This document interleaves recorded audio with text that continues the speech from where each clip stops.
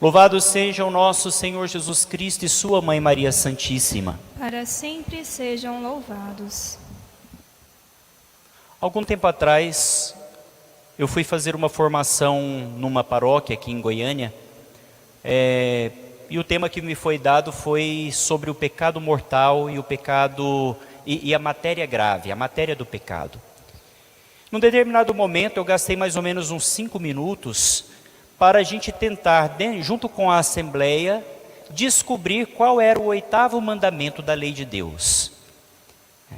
Talvez você já esteja aí se perguntando dentro do seu coração: meu Deus, qual é o 8º mandamento da lei de Deus? Não vou dizer para você agora, porque na verdade não é o intuito, simplesmente passar pelos mandamentos e dizer. Mas o que eu estou querendo dizer é que na verdade nós não podemos amar o que nós não conhecemos. Nem tampouco nós podemos conhecer os sinais que nos levam para o céu, se nós não sabemos quais são esses sinais. Ou se quando nós vemos os sinais não conseguimos interpretá-los, também não tem a sua eficácia. Toda a liturgia de hoje nos propõe a observância da lei. A primeira leitura, também o salmo em resposta à primeira leitura, o evangelho muito claro, o que está no folheto, um pouco mais resumido, o que foi lido, fiz questão de ler ele completo, porque fala dos preceitos que nós devemos conhecer, porque conhecendo os preceitos do Senhor, sabemos os passos que precisamos dar. Toda essa realidade que a liturgia de hoje nos apresenta, nos coloca diante de uma escolha que nós devemos fazer fundamentalmente, eleita, escolhida pela nossa liberdade. É o que nos propõe hoje a primeira leitura. O Senhor diz: eu vou colocar diante de vocês 2 realidades, a água e o fogo. Vou colocar diante de vocês, é apresentado diante dos homens, do ser humano, do homem e da mulher, 2 realidades, sempre 2 realidades contrapostas. O bem e o mal, a vida da graça e a vida do pecado, a vida das tranquilidades e das facilidades e a vida das dificuldades que nós muitas vezes assumimos para a nossa vida, porque o caminho do Senhor é um caminho que nos leva para uma porta estreita, assim diz o Evangelho. E diante de nós estão essas 2 realidades, sempre estas 2 realidades que com a nossa liberdade nós tomamos a decisão de escolher aquilo que nós queremos, o bem ou o mal. Nessa mesma formação que eu estava, uma pessoa fez uma pergunta para mim, porque eu dizia, Deus é o autor de todo o bem, isso é muito claro para nós. Dentro da teologia nós podemos constatar, na Sagrada Escritura, quando Deus criou todas as coisas que existem, Ele ia observando após a criação e Ele dizia: isso é bom, faça-se a luz, e Ele viu que a luz era boa. Depois faça-se os luzeiros que iluminam o dia e que iluminam a noite e todo o firmamento, e viu que era bom. E quando Deus criou o homem e a mulher, completando a sua criação, Ele disse: é tudo muito bom, e então Ele descansou. Se nós observamos na Sagrada Escritura, se nós observamos pela teologia, nós vamos ver que todas as obras de Deus são boas. Tudo que sai do coração de Deus é bom, porque se Ele fosse autor do mal, Ele não seria Deus. 2 realidades contrapostas, elas não combinam. Se nós acendemos a lâmpada, nós temos luz. Se nós apagamos a lâmpada, nós temos trevas. Se nós dizemos a verdade, a mentira, ela vai embora. Se nós dizemos a mentira, a verdade se esvai. São realidades que se contrapõem, portanto, Deus é bom, Deus é amor, e nele não há mal algum, assim diz a Sagrada Escritura. E se nós constatamos que tudo que vem de Deus, tudo que procede de Deus é bom, por que existe o mal? E uma pessoa me perguntava sobre isso: padre, Deus é autor do mal? Deus é que criou, porque tudo que existe vem de Deus, então se o mal existe, Deus então é autor do mal. E aí Santo Agostinho vem dar para nós uma resposta muito satisfatória, que o mal é a ausência do bem. É claro que é um modo muito resumido, muito simplório de dizer que existe toda uma teologia por trás deste entendimento de que o mal é a ausência de bem e, portanto, se nós pensamos na nossa vida, e domingo passado nós falávamos bastante sobre isso, qual é o nosso papel na sociedade? Qual é o nosso papel no mundo? Não é ser sal da terra e ser luz do mundo? Porque se o sal perde o sabor, e nós dizíamos isso, se o sal perde o sabor, de que serve senão para ser pisado pelos homens? Perdeu toda a sua função. Do mesmo modo nós podemos dizer, se o cristão perde o sabor de Cristo, de que adianta ele no mundo?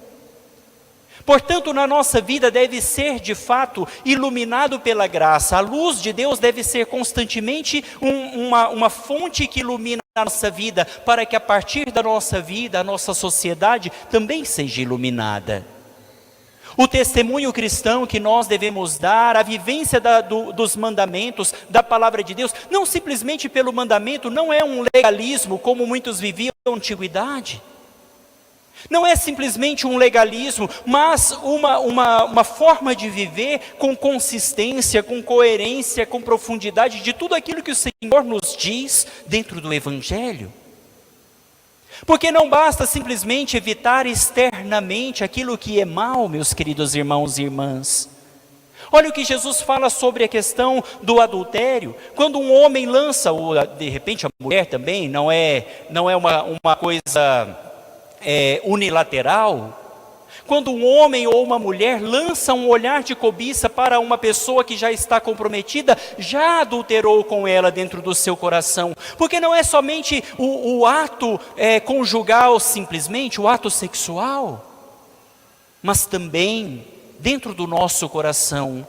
Jesus fala para nós, não é aquilo que entra pela boca do homem que mancha o homem, mas aquilo que sai de dentro do seu coração, isso que torna o homem impuro. Portanto, dentro do coração é que nasce aquilo que é bom e aquilo que é mal.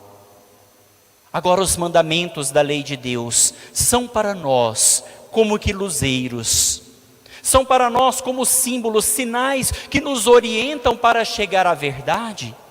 Olha como nós muitas vezes somos incoerentes na nossa vida. Nós somos incoerentes, por exemplo, quando nós fazemos algum juramento. O juramento, por exemplo, não deveria ser algo necessário para aquele que de fato vive Cristo. O que Jesus fala no finalzinho do Evangelho de hoje, olha, diz os antigos, você não faça nenhum juramento falso. Isso seria um absurdo. Por exemplo, alguém chamar Deus. Por que é o juramento? É chamar Deus para ser testemunha do que eu estou dizendo. Quando eu faço um juramento, eu estou chamando Deus, independente de falar juro por Deus ou não dizer juro por Deus, é a mesma coisa. O que significa jurar? Chamar Deus para ser testemunha daquilo que eu estou dizendo. Agora imagina quando nós fazemos um perjúrio. Não, eu juro por Deus que tal coisa aconteceu, quando na verdade eu estou simplesmente querendo convencer alguém das minhas palavras com a autoridade divina. Não seria diferente se nós que somos da verdade, se nós que somos cristãos, se nós que somos iluminados por Cristo e portanto luz no mundo, sal da terra, se nós que trazemos Cristo como modelo para a nossa vida, se nós que somos iluminados com a verdade de Deus, basta dizer sim e sim. Se é não, é não.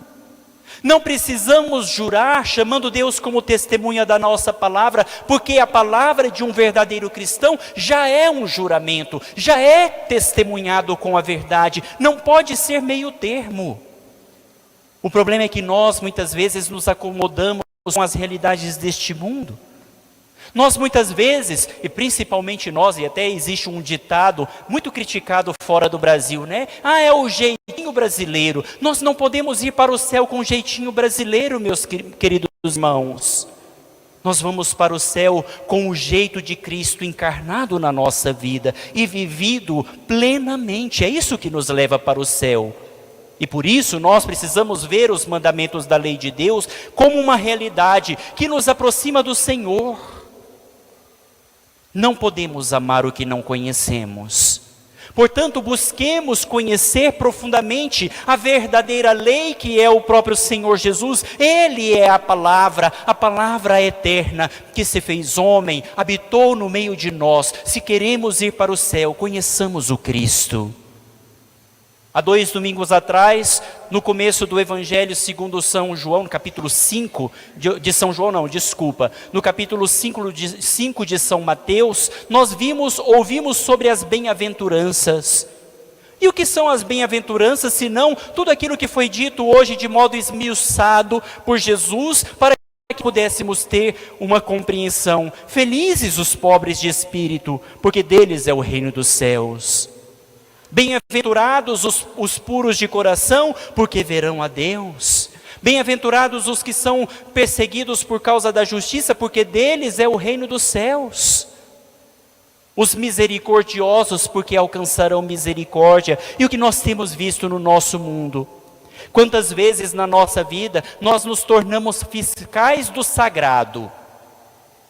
Nós pegamos a palavra de Deus e achamos que já estamos totalmente prontos. Por outro lado, algumas outras pessoas que no seu extremo acabam por pegar os mandamentos e achar que nós somos, porque conhecemos os mandamentos, fiscais de quem comunga, de quem não comunga, de quem faz isso, de quem faz aquilo outro.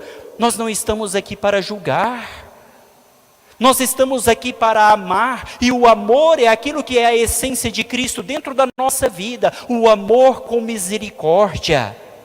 A verdade precisa ser anunciada. Dom Paulo Jackson, no nosso retiro do clero, dizia muito isso para nós, A verdade precisa ser anunciada, mas a verdade precisa ser temperada com o amor. Porque a verdade simplesmente nua e crua, sem misericórdia, também não converte o coração. Precisamos sim dizer a verdade, a mentira jamais deve ressoar através da nossa boca, pela nossa boca. A mentira jamais deve transparecer nas nossas atitudes, sempre a verdade, mas a verdade não precisa ser uma espada cortante que decepa a cabeça daqueles que ainda não estão preparados para ela. Deve ser um amor curador, deve ser um amor de Deus que pulsa e que cura, porque assim também foi o Senhor Jesus. Ele disse sim a verdade, porque Ele é a verdade. Eu sou o caminho, a verdade e a vida. Jesus é a verdade. Mas de que modo Ele demonstrou essa verdade? Com amor misericordioso, sendo capaz de entregar a sua vida por nós, para que tivéssemos a salvação. Nós não estamos aqui para ser juízes de ninguém. Juiz é Deus. Ele é justo, conhece o coração, conhece os pensamentos mais escondidos do nosso coração. Coisas que talvez nem nós mesmos conhecemos com profundidade, Ele conhece com toda a plenitude. E quando Ele se senta no trono para julgar os vivos e os mortos, Ele o faz com misericórdia. Nós que não sabemos nada nem de nós mesmos, muitas vezes queremos sentar no trono de Deus, como se fôssemos Deus, para julgar a vida do nosso irmão, e quantas vezes nas nossas atitudes temos incoerências ainda maiores do que aqueles que nós apontamos o dedo e que nós acusamos. Será que não é importante que nós pensemos que na nossa vida precisa haver uma temperança? Deve haver um equilíbrio, deve haver, portanto, o amor de Cristo entranhado em nossos corações? Fique para nós essa reflexão. Devemos de fato conhecer o caminho do Senhor, porque sem esse caminho não podemos chegar ao céu.